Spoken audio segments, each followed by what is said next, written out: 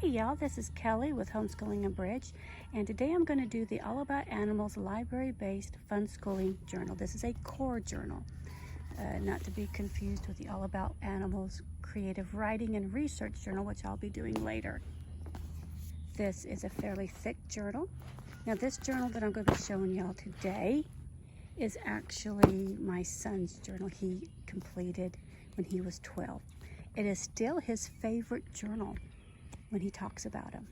So the cover is really cute. I'm not for sure if there's a new cover for this, to be quite honest, because this one he did in 2017.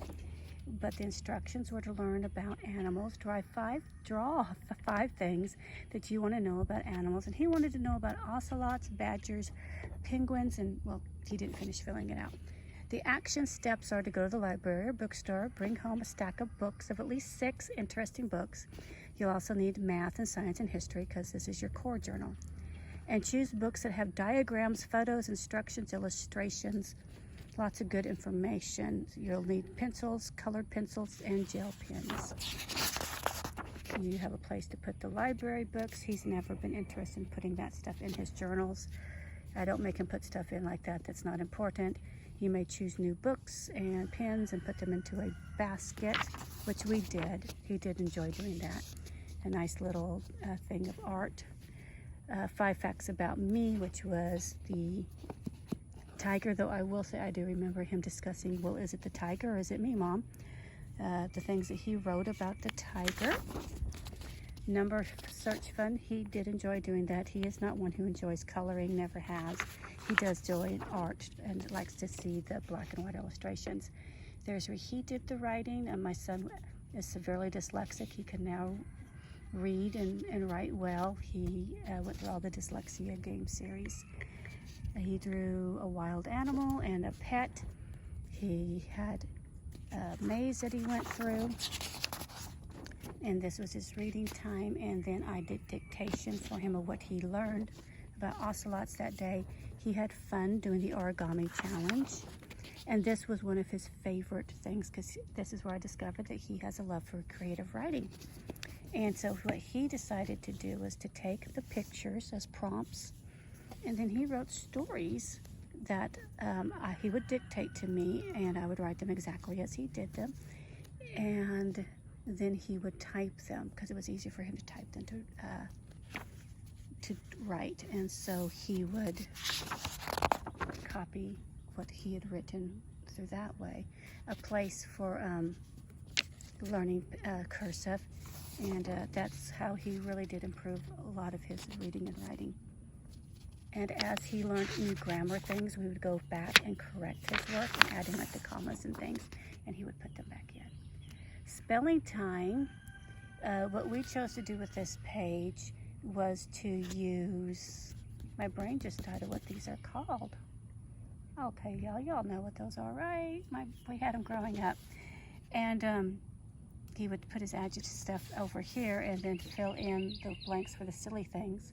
And then he made a comic, and he was quite proud of the Mythbusters mongoose canon.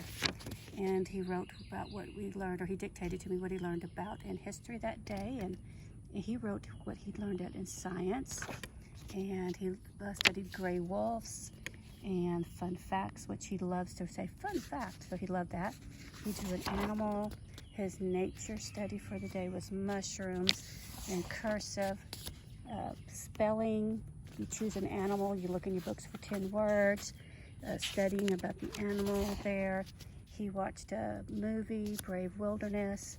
This was some math he was working on.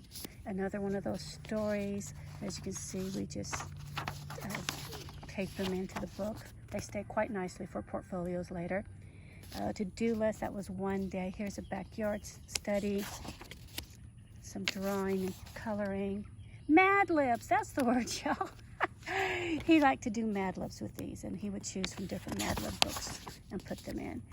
Reading time, Billy and Blaze for this one. Creative, draw anything, a maze. Learning and science and geography and reading and new animals. And I don't know. Oh, a snail shell. I see it in the bottom. And he drew his favorite scene from Brave Wilderness. He was really into Brave Wilderness during this time. We did have issue with this one. It's a bit harder, just so you know, but he did enjoy it. And about squirrels, which we don't like squirrels, they still are peaches. And some more story time and Mad Libs. And now I'm going to do just a flip through. But I wanted to show because somewhere in here is this one.